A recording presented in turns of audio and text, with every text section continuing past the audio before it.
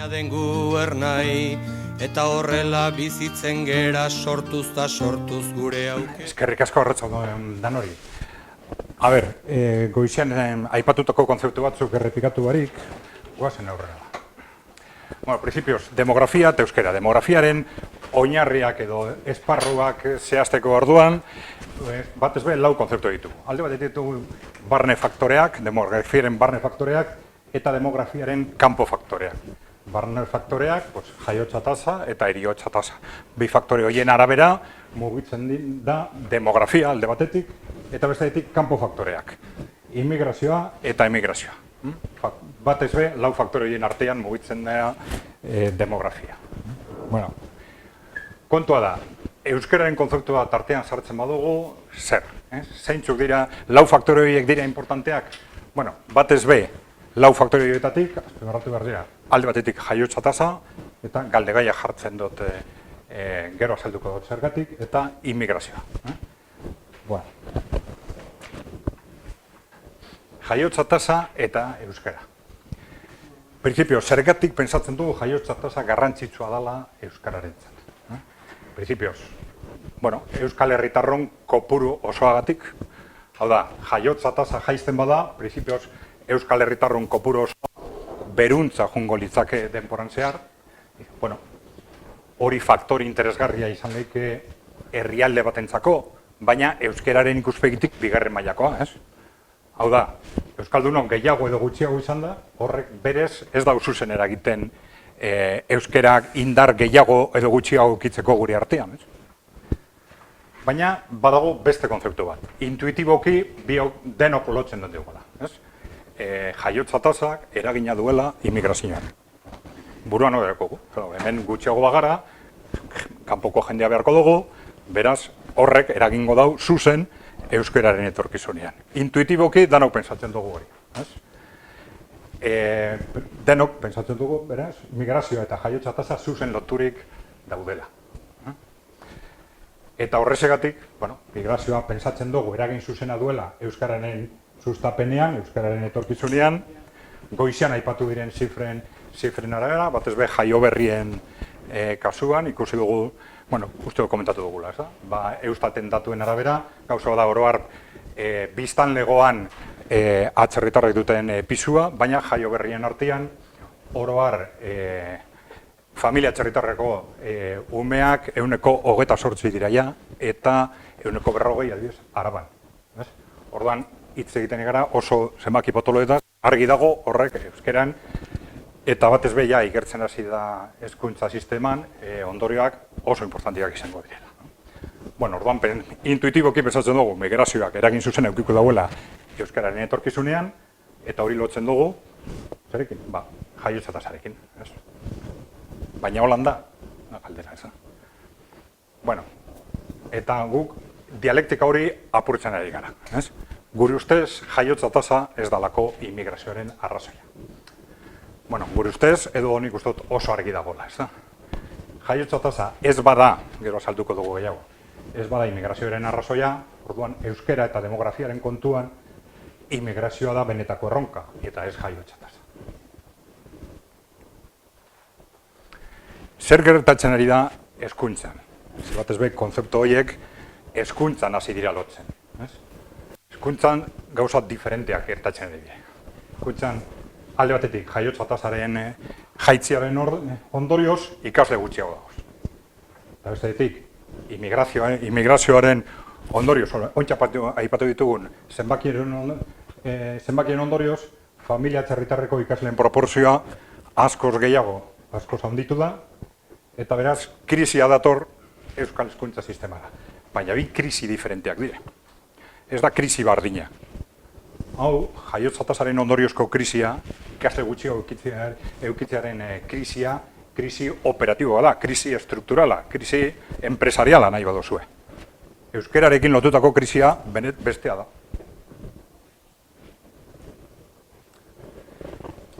Hezkuntzan ondo bereizi beharreko bi krisialdi ezberdin ditugu, gure ustez. Jaiotza tasaren ordez ikasle gutxiago, hori da, hezkuntza egituren krisia. Krisi estruktural bat, Printzipioz, berez eskatu lukela ziurazki rekonversiño bat, beste sektoretan gertatzen den moduan. Demanda edo pedidoak edo salmenta jaizten direnez, rekonversiño bat behar da. Behar diren laguntza publikoekin edo, baina horrek euskeraen ez da zergatik eragin behar. Bestea da kontua, ez da. Immigrazioaren ondorioz, familia atzerritarreko ikasleen proporzioa, eta hor sortzen da euskararentzako arazoa, edo erronka.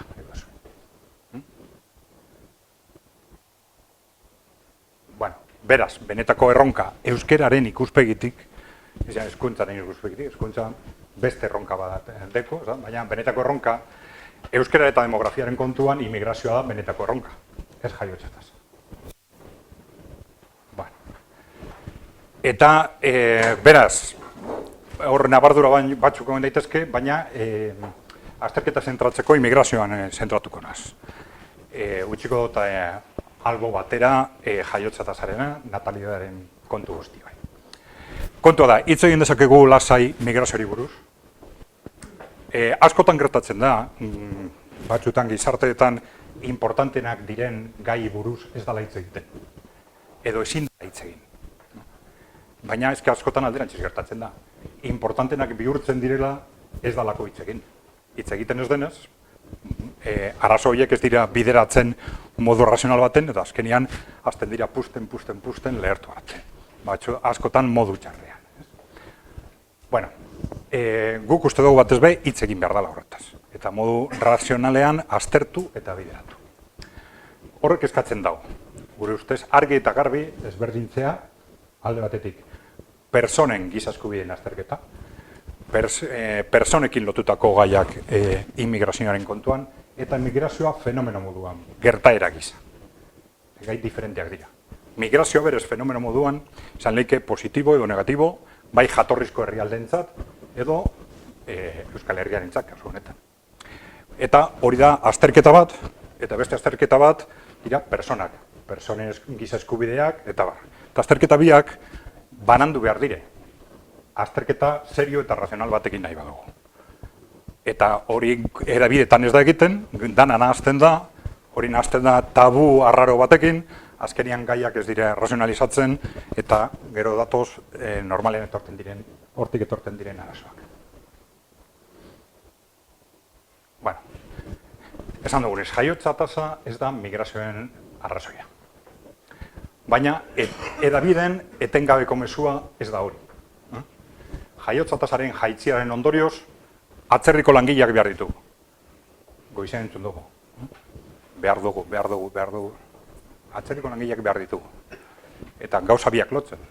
Kapske hemen ume gutxi ditugu. Jaiotza tasak lan merkatuan eragin, baino askoz lehenako, hasi ziren migrazio prozesuak.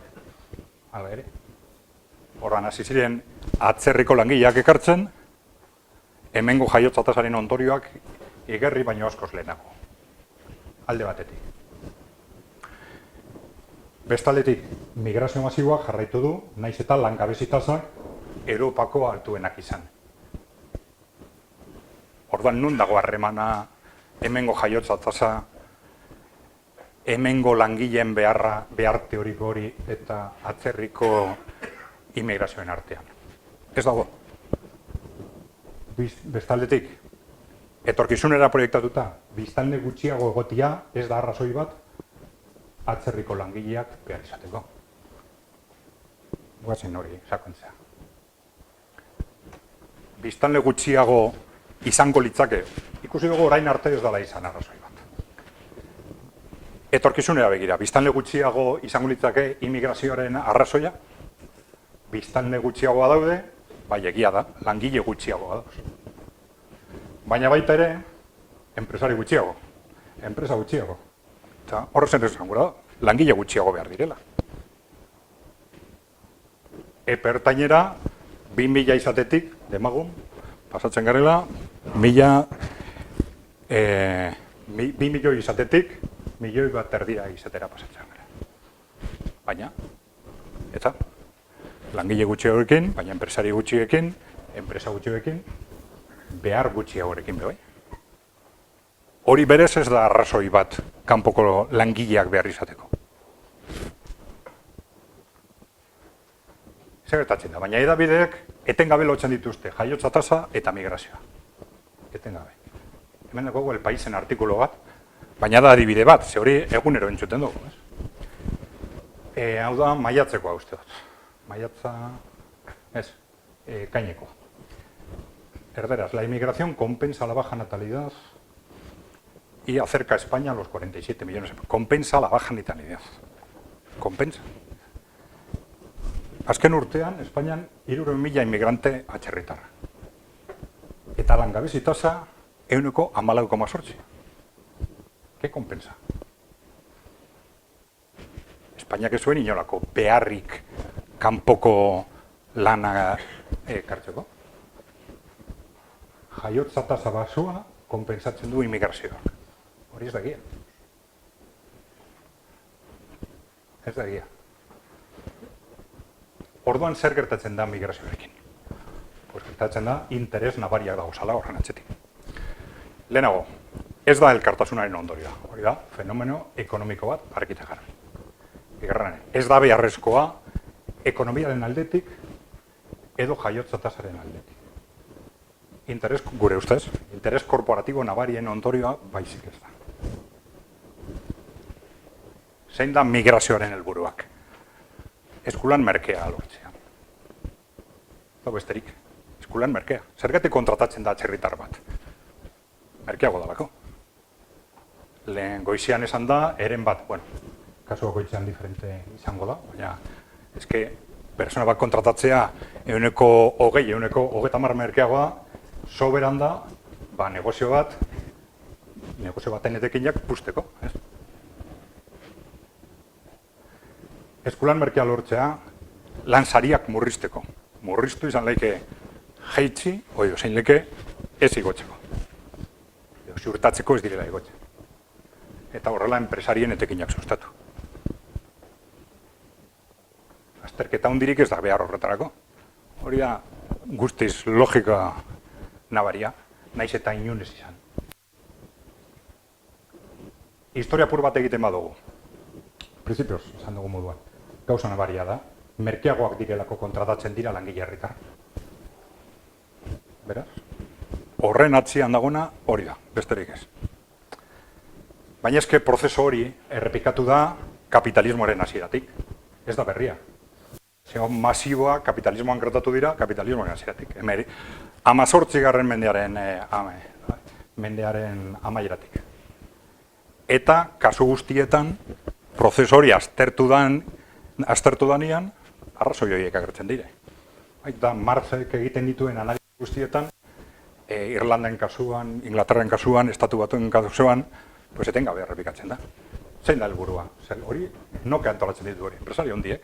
Enpresari hondiek mugitzen dire, batzutan, Irlandaen kasuan adibidez, gatazkak nahita sortzen Irlandan, pobrezia nahita sortzeko, gero langileak ekartzeko, merkeagoa, kalera botatzeko batzutan aurreko langileak, baina edo zename soldatak jeisteko. Lan kosteak jeisteko, etengabe. Gero Marxek aipatzen dau, bigarren helburu badagola gizartea zatitzearena. Baina, hori komentatuko dugu astiroko. Baina, esango, marxiste guztiak egiten da bezana azterketak, eta sozialdemokratek bai egiten da bena. Karo, enpresariekin lotutako adituek ez da be azterketa horiek egiten. Baina marxista guztiek bai, eta sozialdemokratek. Hau da, langile mugimenduaren aditu guztiek gauza bardina esaten dabe. 18. mendetik aurrera. Eta hori da, karo, gutxieneko logikarekin gaia aztertuta, benetan gertatzen dana, leku guztietan.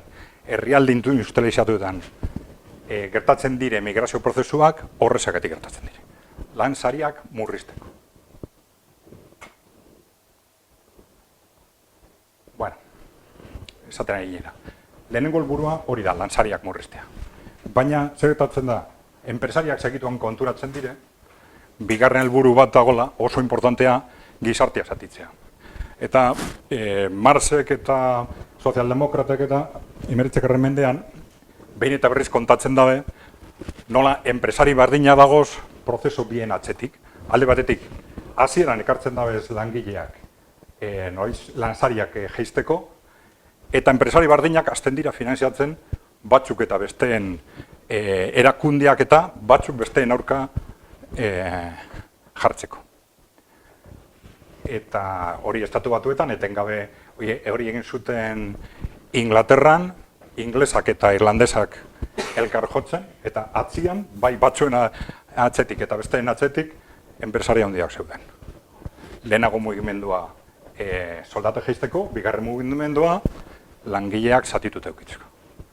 Edo gizartea zatitut eukitzeko. Eta hori Estatu Batuetan oso gauza nabaria izan da, migrazioen prozesu gehienetan. Lehenago inglesak, gero alemanak, italiarrak, gero hispanoak, eta bar. Bueno, orduan gizartea zatituagoa eta kontrolatzeko errazagoa lortzea da gehienetan bigarren helburua. Hori nola ikus daiteke komunikabideetan. Komunikabideek alde batetik hau izkutatzen dabe, etengabe, hori dela migrazio prozesu atzetik dagoena, eta bestetik alegintzen dira krisiak sortzen direnean, gatazkak sortzen direnean, erru guztia personengan jartzen. Inmigranten personengan. Eta azten dira, eta oso ondo kokatzen dira prozesu horretan. Alde batetik, gero eta migrante gehiago hobe, eta gero migranteak dira danaren erdunak. Eta hola, bi helburuak lortzen dabez, eta ziurtatzen dabez, benetako erdunak izkutuan geldatzen direla. Eta ziurazki ikusita hemengo kontestua eta Espainiaren kontestua, orain gagoz bigarren prozesu horren hasieran. Ziurazko. Gauzak errepikatzen badire. Baina Europan neurru handi baten hori dana gertatzen ari da. Bueno. Interes korporatibo nabariak dagoz immigrazio prozesu horiek sustatzean. Alde batetik, esan dugu, lansariak murriztu, horren ondorioz enpresen etekinak sustatu, eta gizartea hobe kontrolatu. Bueno, eta hori dana posible egiteko, etengabeko gezurrak migrazioen alde batetik. Hori da orain arte bizi izan dugun prozesua, solidaritatea dagoela atzetik, etikaren kontuak dagozala atzetik, ekonomikoki beharrezkoa dela, danak gezurra da, migrazioaren tabua jartzen da bertan. Hau da, hitz egin leike gauza askori buruz, migrantei buruz alde kontrata, baina ezin da migrazio prozesua bera zalantzetan jarri. Interes ekonomikoak hor dago zelako. Eta migrazioa bera eta migranten eskubideak nahastu egiten dire. Tabu hori nolabait soportatzeko, oinarritzeko. Bueno, oso marko iluna marraztu dugu, baina zer egin daiteke horren aurrean. Bueno, principio, zer egin behar da, lehenago tabua apurtu, argitan garbi. Migraziori buruzko eztabaida zabaldu. Hitz egin behar da. Gai batik buruz ezin bada hitz egin, hori beti da arriskutsua. Gizartearentzat arriskutsua. Normalean, beto horiek boteretsuek jartzen da. Boteredunek jartzen da. Komunikabide handiak, kontrolatzen dituztenak, eta bar. Orduan, hiritarren interesa beti da tabu horiek alboratzea. Eta alde berean, helburu horiek horien alde borrokatzea. Migranteen giza eskubideak babestu eta migrazioa murriztu. Interes orokorren arabera. Zer, nola, eta bar, definitzeko orduan, interes orokorra kontutan hartu behar da, hor percepzio diferenteak egon daitezke, beti ere migranteen giza eskubideak errespetatuta. Bueno, posible da, helburu guzti horiek aldi berean eskuratzea? Pues bai, principios bai. Nola? Pues adibidez,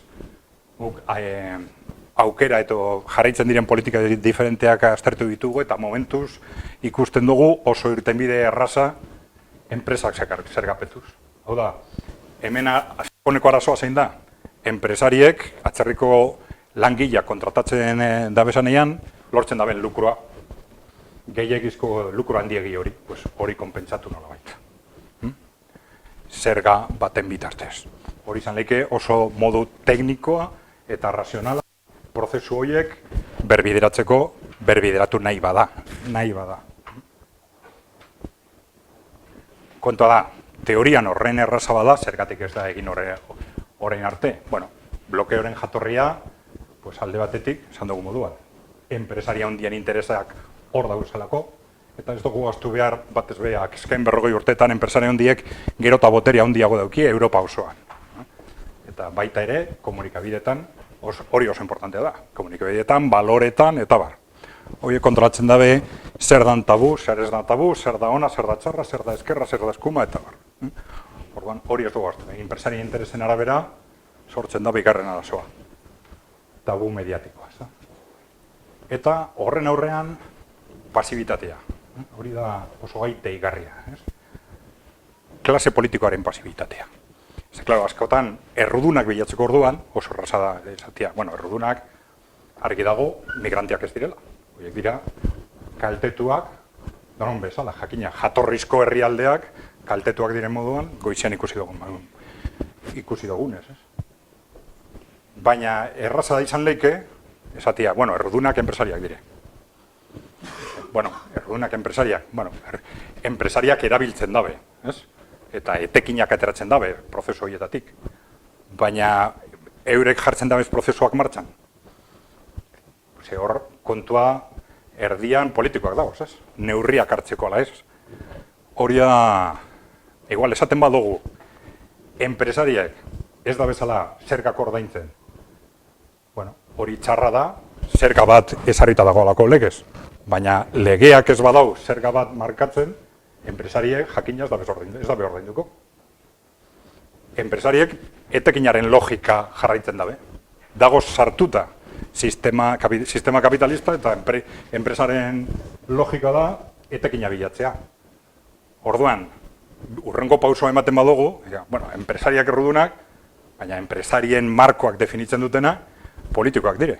Zergatik politikoek ez da be zer egiten horretan. Egon leike beste urrats bat. Pasibitateren oinarriak alde batetik ez da gaiari buruz eztabaidatu, orain arte. Tabu denez, ez da eztabaidatu, eta eztabaidatzen ez denez, ez da ezer egin. Beraz, arazoa gero eta handiago bihurtzen da. Eta beste arazoa da, klase politikoaren muga nabariak. Zergatik, klase politikoa gure inguruan, neurri handi batean, enpresa handiek baldintzatzen dutelako. Orduan, errudunak bilatzeko orduan, argi dago, enpresariak onuradunak direla, klase politikoak pasibitateagatik, baina pasibitate horren atzian, azkenean, enpresa handiak dauz.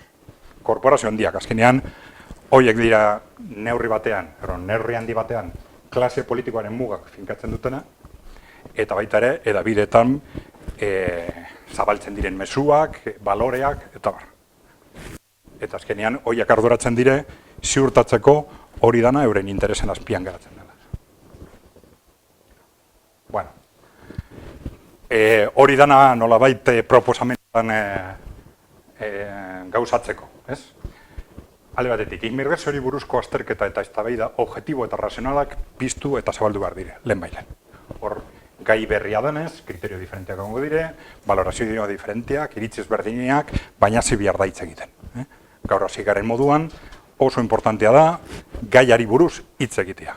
Bestela lehertuko da, eta modu txarrean, hainbeste lekutan lehertzen hasi den moduan. Esan duguna, ondo ezberdindu behar da, immigrazioari buruzko eztabaida eta migranteen eskubideen azterketa. Eta jakinda migranteak ez direla inoiz prozesu hoien errudunak. Gero, immigrazioak kaltegarria dela argi eta garbi onartzea, hor, zalantza gutxi dago, esan dugunagatik, ez dago justifikazio ekonomikorik, ez dago zune aldetik justifikaziorik, kaltegarriak dilea jatorrizko herrialdeentzat eta kasu honetan Euskal Herriarentzat bai. Eta neurri zehatzak aztertzen hasi. Beti ere, muga horrekin, giza eskubideak errespetatuz. Hor egon lekez, balizko neurrien artean, alde batetik eragin parzialeko neurriak. Eta horiek bai leku batzutan proposatu dire eta hasi dire martxan jartzen. Teorian soldaten igoera. Teorian, Hemen zein da problema? Pues artifizialki, persona horiek soldata bajuegiak jasotzen ari direla. Beraz, enpresariek, nolabait, artifizialki aberazten ari dire prozesu horiei eskar. Eta honen esaten, bueno, pues, soldaten igoera, bai. Baina hori esatea teorikoki erraza da, baina gero gauzatzea oso diferentea da. Sindikatuek indartzea, neurri batean desoreka horiek konpensatzeko, gutxieneko soldataren igoera proposatu dabe bai. Guk Herrian ez dugu eskumenik horretan, baina bueno, hori da nunbait eralean beste kontzeptu bat, edo lan ikuskaritza indartzea, inspekzion de trabajo indartzea. Batez be, persona horien inmigranteen kasuan, irregulartasunak eta biderkatzen direlako. Baina horiek dira guztiak eragin partzialeko neurriak, ez? Kasu konkretu batzuko konpontzeko, bideratzeko, konpentsatzeko, baina benetan eragin orokorreko neurri bat gaia nolabait objektibatzeko eta gure ustez kontratuen gaineko zerga izango litzake zuzenena eta garbiena. Horrek eskatuko luke alde batera azterketa tekniko bat. Zein zerga, zenbat, horre helburu eta kriterio oso diferenteak handaitezke. Zerga horrekin lortzen diren diru sarrerak nora bideratzeko. Bueno, igual arlo politikoan esan gabe, bueno, enpresariei alde batetik zerga berri bat jarri behar dautzegu, igual konpensatu behar dautzegu beste zerga batzukin. Ze bestela, ez dakit, iraultza bat egingo da belo. Beste aukera bat izan leke guk proposatu gendu nekaizentarren, igual, fondo horiekin edo baliabide horiekin funts bat egitea, elkartasun funts bat egitea jatorrizko herrialde aldekoa. Baina, bueno, hor helburu politikoak eta diferenteak izan daitezke. Arduradun politikoi zer eskatu aldautzegu horren inguruan. Bueno, batez be, immigrazioa aztertzen hasi. Lasaitasunez, objektibotasunez eta razionaltasunez. Badakigu, gaia eurentzat politikoki zaila dela, baina aztertzen hasi. Aztertzen, beste bari, momentuz. Giza eskubideak errespetatu, hori bai, jakina. Irtenbideak teknikoki aztertzen hasi. Zehazki, kontratuen gaineko zergaren proposamena bebai teknikoki aztertu, biderarritasun politikoa prestatu. Orain, gaiaz ez badaitza egin, pues, bueno, haber zer egin behar da, igual konsentsu politikoa bilatu, zer pentsatzen dugu alderdi politiko bakoitza gai horren inguruan, oraingo egoeraz, egin beharko litzaken inguruan, eta hori bai, teknikoki prestegon bideragarritasun politiko hori agertzen den egunerako. Hori da. Vale.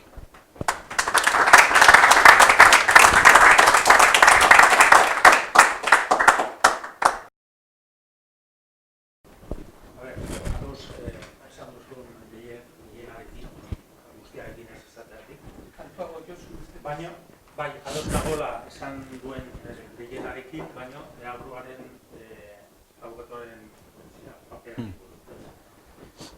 Bi gauza beti esaten dizkigutena. Pentsioak nola ordainduko dira. Jaiotze tasa oso faktua daukagu, eta hori da bat. Aldekuek esaten digute beti, pentsioak dirala ordaindu. Bai. Eta bigarren hartu zait. Bai, hartuko dugu ordan. Vale. Bueno, es que pentsioekin gertatzen ari da justo aurrikusten zanaren kontrakoa. Hor egin diren azterketa diferenten aurrean, hori lehen esan aipatzen, baina pentsioen etorkizun beltz horren inguruan hitz egiten danean, orain faktore, maikainan jartzen dian faktorea dela gazteen lanzariak eta gazteleen prekarietatea. Hori da, ointxe bertan, pentsioi duten arazorik funtsezkoena. Hau da, soldatak, batez be, gazteen soldatak oso bajuak direnez, hortik funts edo baliabide gutxi sortzen dire ordaintzeko pentsiodunen pentsioak. Eta hori da, erronkari funtsezkoena. Eta hori da, hain zuzen, eta batez ere, migrantekin gertatzen ari da. Hau da, horietako asko, kontratu bari lan egiten dabe, edo oso soldata bajuekin. Egin diren kalkularen arabera, migrante gehienek kalkulatzen da zenbat ordaintzen nahi dire eta zenbat kobratuko dabe, pentsio du moduan, eta kobratuko dabe ordaintzen nahi diren baino gehiago. Hain zuzen horrezatik, euren soldatak oso bajoak direlako. Pentsioak hornitzeko soldata honak behar dire. Bigarren galdera zen, gordatu dut. Hemengo batzuek, hemengo askok ez duten lan batzuek egin nahi. Egun horretarako, migrantea behar dira, zaintza lanetan eta... Bueno, bai, hori asko erabilida, hori ez da egia, esan gura dut.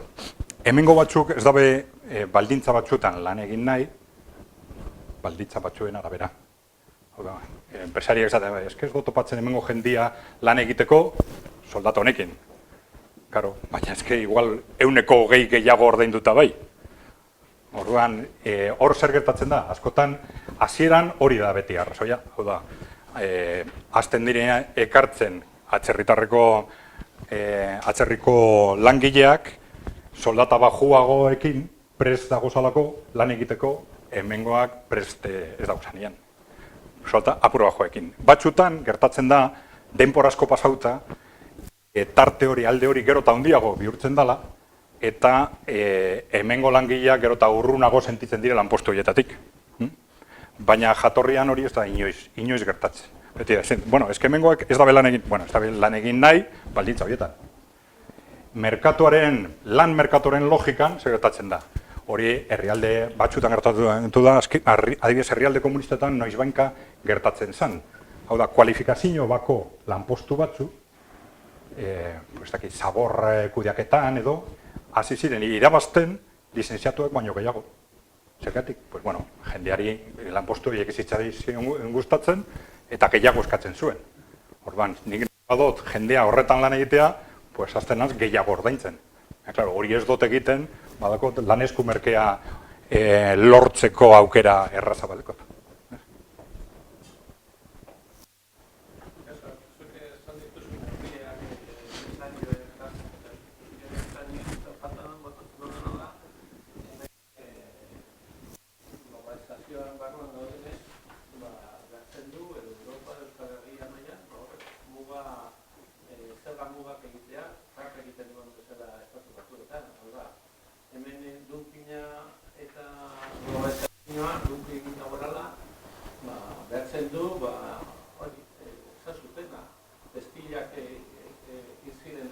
Katalunian, Sierra de Beja eta abar, Txina egite zutuztelako merkeago, eta garen Espainiako presioa jetzi direnean, berriro hasi dira testilak jartzen.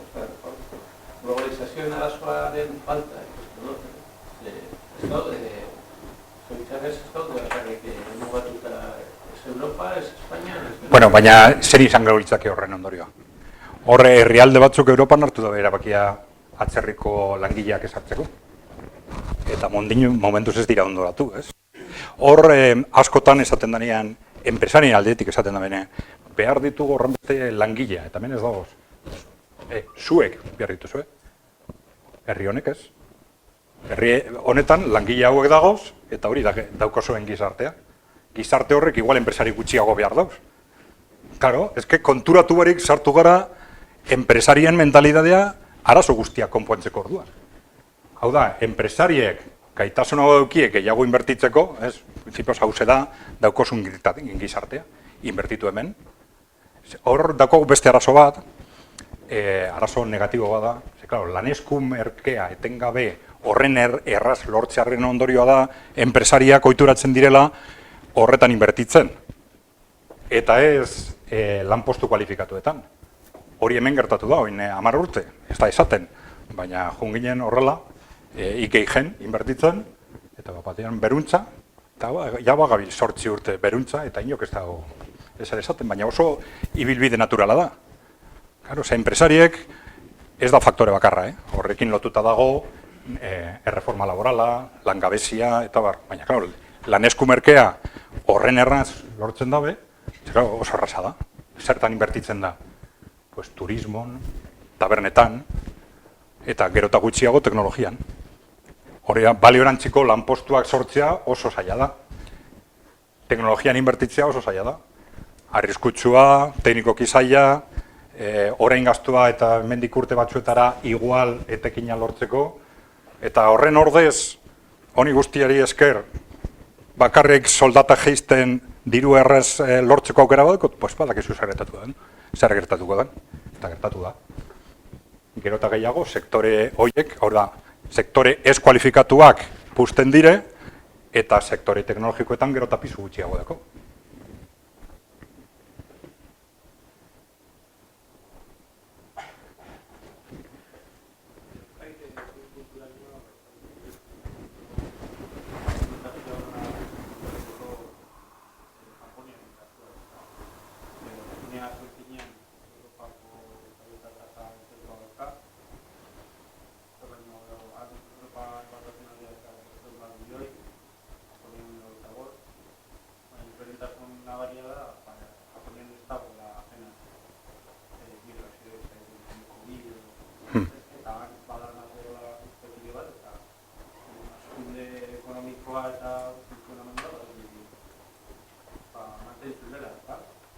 Bueno, argi dago politika ezberdinak jarraitu daitezkela, inolako arazorik gabe. Demagun arazo bat dagola demografiarekin.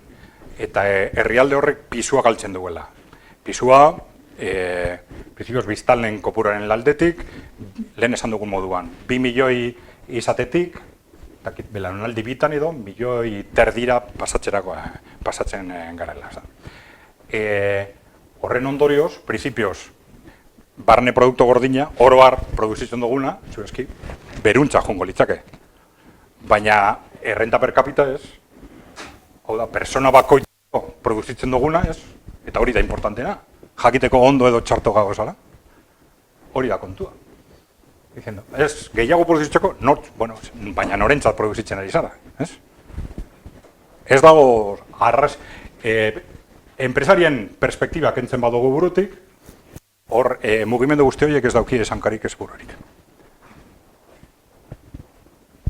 Quería contestar una cuestión de Japón.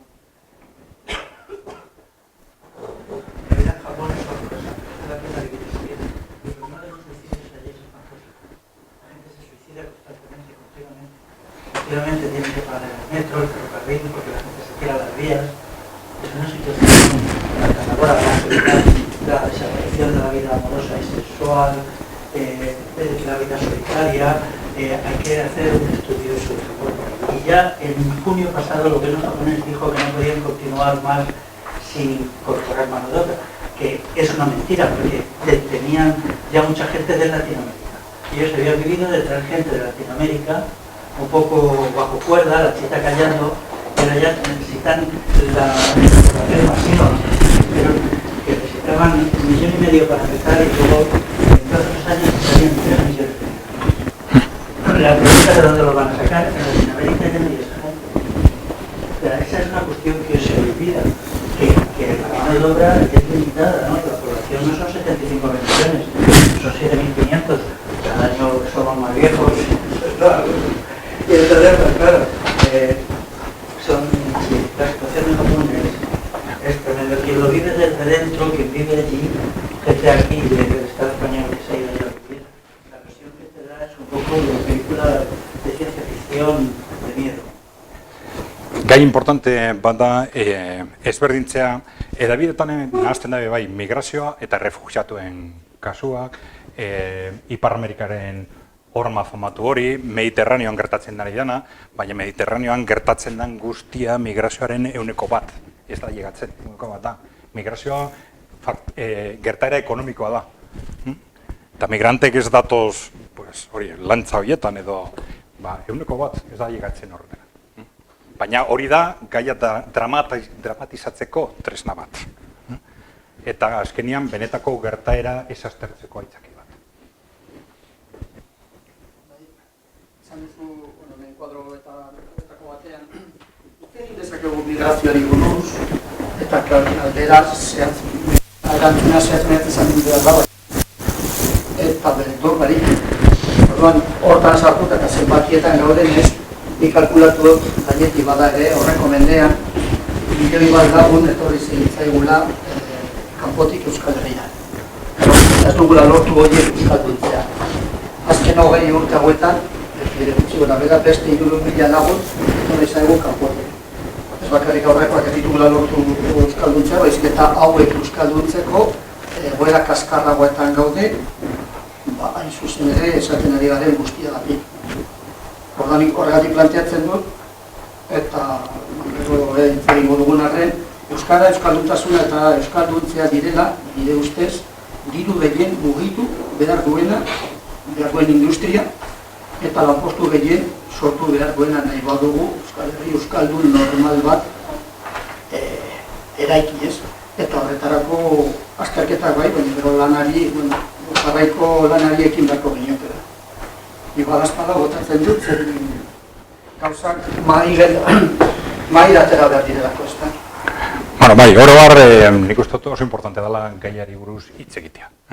Eta ez, normalean gertatzen den moduan hitz egitea, pues, kalean gertatu dalako ez dakiz zer delinkuentziaren aldetik, seguritate kontuekin lotuta, Mediterraneo ez dakiz zer, ez, guazen serioski aztertzera fenomenoa bera.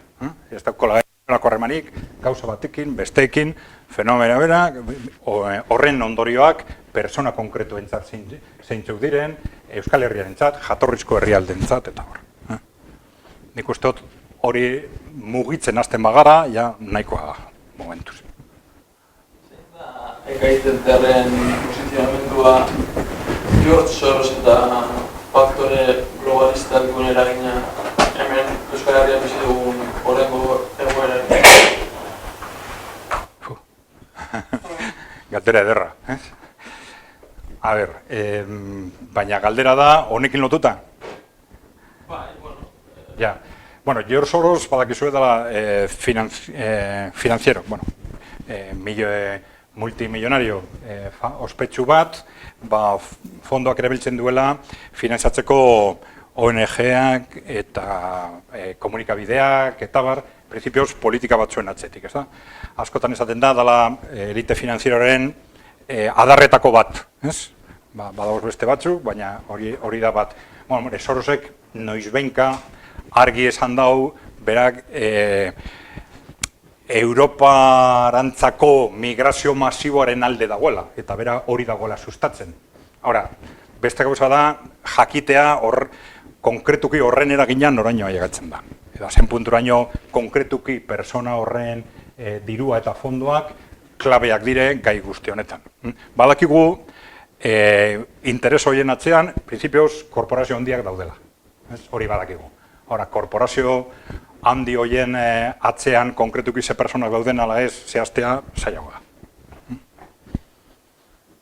Xabier egindaben galderien lotuta, erakundieri eta politikoak eta zuke egosten dutazu pasibidadi, arte dia pasibu. Bueno, ez que prozesu hau batzutan esateko, hau gertatzen bada, da politikoak egiten ari direlako ez dakiz zer, baina ez que prozesu honetan nahiko da SBS egitea. Esango, politiko ez bada ezer egiten, merkatoren logika horretara eroten da. Enpresariak etengabe dabiz, kosteak murriztu nahian. Aukera badaukie kosteak murrizteko, lan kosteak murrizteko uneko 20, uneko 40, beste barik, bueno, batzuk pensatuko dabe bi aldiz, baina igual bere lehiakide bat ez, eta bere urrengoan ez dabe beste biderekiko gauza bardina egin, baino, merkatuak dinamika horretako berez. Orduan nahiko da politikoentzat ezer ez egitea, prozesu horiek hortik joateko. Barkatu? A ber, baina ez que zu baimentzen badozu, ziurazki azkenean kontradizio psikologikoak muga dituzte. Ados daude politikoak, ez dabe bi aldiz aztertu. Baina politikoak eta oro har gizartean, politiko asko edabideen arabera mugitzen dire. Hori da apur bat tristea, baina politiko askotan ez dabe zer aztertzen. Aber, telebistan zer esaten dabe, hori da importantea, punto. Hori zinezgaitza ematen dau, baina holan da. Askotan.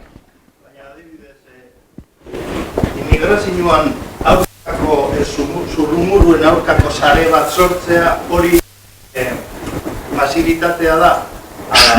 Zurrumurruen aurkako. A ber, nik uste dut, importantea dela, esan duguna, ez? Ze gauza biak dagoz lotuta. prozesua objetiboki aztertzea, eta bestetik erruak, kakotzen artean, personengan ez jaustea.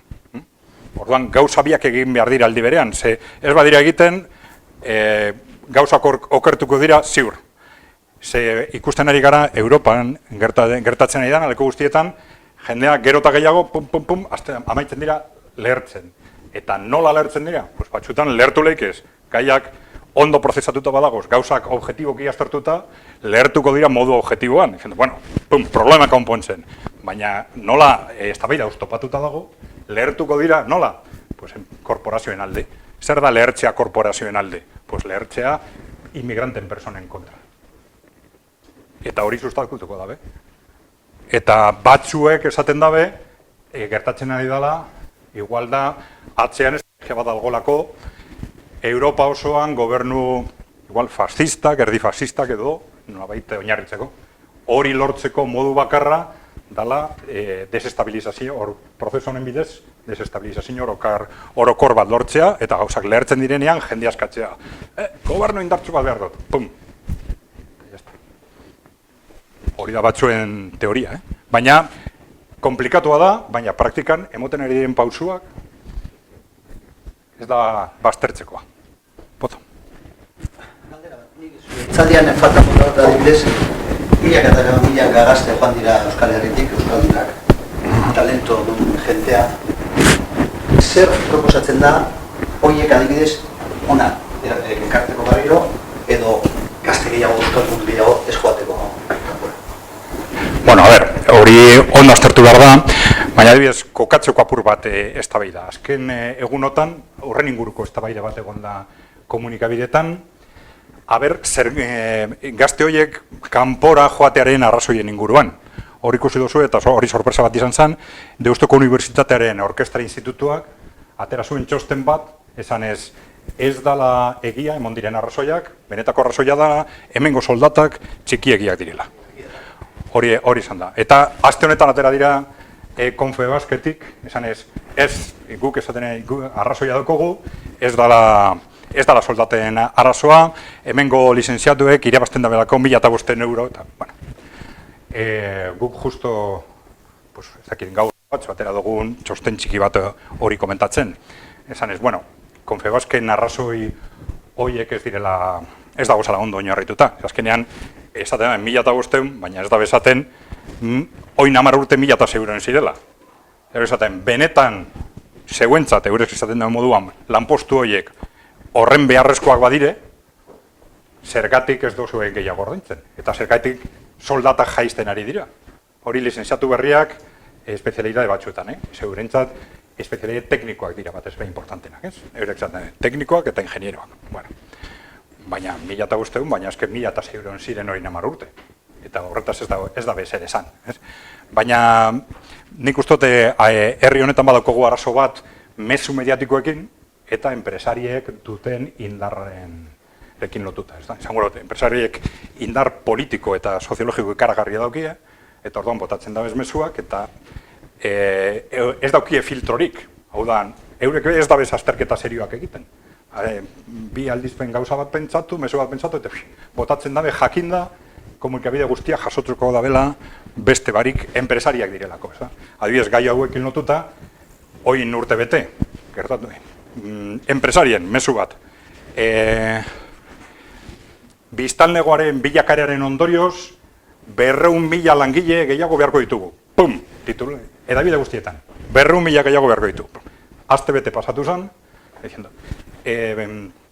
aurrerapen teknologikoaren ondorioz, eta holan botazute, 200.000 lanpostu sobratuko dire.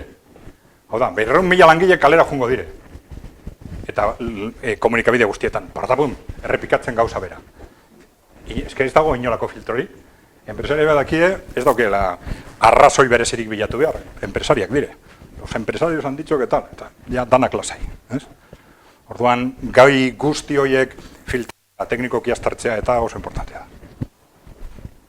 Eta, ero nola kokatuko zenuke politika subsidiar, diru laguntzen politikaren afera kontu honetan, argi dago nola aiteko konpulizitazioa administrazioa eta interesu enpresariaren artean, enpresariek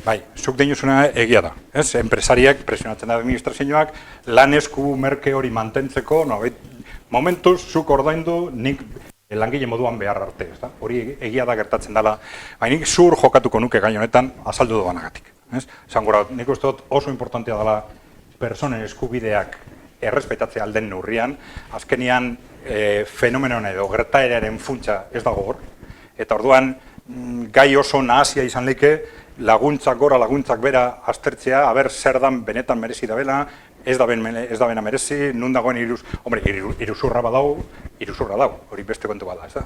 Baina, en nuke gai horretan zentratuko. Nik uste dut, Davideak berez nahiko alegin egiten dabe horretan segurtasun kontuetan eta gaia zentratzeko. Nik uste dut, egin behar dela, hortik atera, pertsonen eskubideak dire, gertaera, migrazioa fenomeno moduan, eta zehozarik egin behar bada, enpresetara jun. Gehiegizko etekin hori murriztu, eta bidei zuzenena, guri ustez, zer garena da. Realitatea da, hemengo gazte batek ordaindu behar pisua, eta dukun soldata txikiarekin ezin baina migrante batek pisua ordainduta dauka, eta orduan egin dezake dana erdi prezioan. Bai, egon lekez horrelako kasuak, baina nik esaten du bakarrik zuhur jokatuko nukela gai horietan. Eta alden neurrian eztabaida horretan ez zentratu. Kasu konkretu baten topatzen badugu edo iruzur bat edo zentzugabeko neurri bat dagola, hori salatu, mai gainean jarri, baina modu konkretuan. Hau da, migrazioaren fenomenoaren azterketan nik enuke horretan zentratuko. Nik uste dut hori dela honena.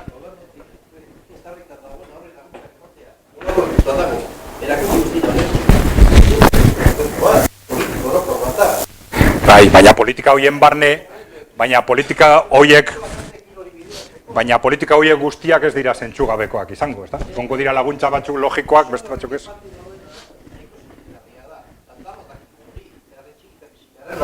No, behar, zet irubide dituen, da ziontu biziren, debeste beharreten duna zetxartu biziren. Eta, karo, engainatzerik ez dago, ja. Bueno, baina, konkretuki gaur euskeraren inguruan kokatuta gagozenez, nahi pentsatuko nuke, segurtasun kontuekin bardin gertatzen da, demagun delinkuentzia arazo bat dagola, konkretuki ez dakit duen, migrazioaren arazo batekin, baina, hor neurri konkretu, orain arte hartu ez den neurri konkretu hartzen bada, ez dugu ezer aldatzen migrazioaren fenomenoaren inguruan, aldatzen dugu kasu konkretu bat. Problema ez da hori, problema dira zifra orokorrak. Eta zifra orokorrak dagoz lotuta kontratua duten... Bai. Baina alderantziz gertatuko dabe, bai. Hau da, zer gaurren bitartez, enpresarioak galtzen badabe, lukroa, galtzen badabe horrekin irabazten dabena. Orduan desagertuko da interesa be bai inguruko multzo guzti hori mantentzeko. Zerga selektiboa? Bueno. Kontratu batzuentzako bai eta beste batzuentzako? Anda, klaro. Eta ez dut izango diskriminatoria? Jakina esango da bela. Baina, jakina esango da bela. Bai. Vale.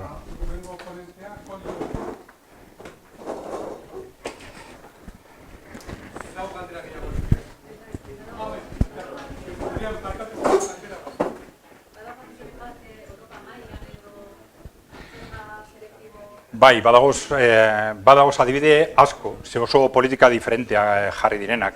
Normalean jartzen dira zergak sarreran, ez? Sarrera, langile bat kontratatzeko momentuan, zerga finko bat. Hori indarrean jarri denean, normalean. Baina zurazki, gu pensatzen dugu logikoena izango litzakela hori soldatarekin lotea. Helburua kontratu mota bat berez zigortza, baizik eta lukro hori desagertaraztea.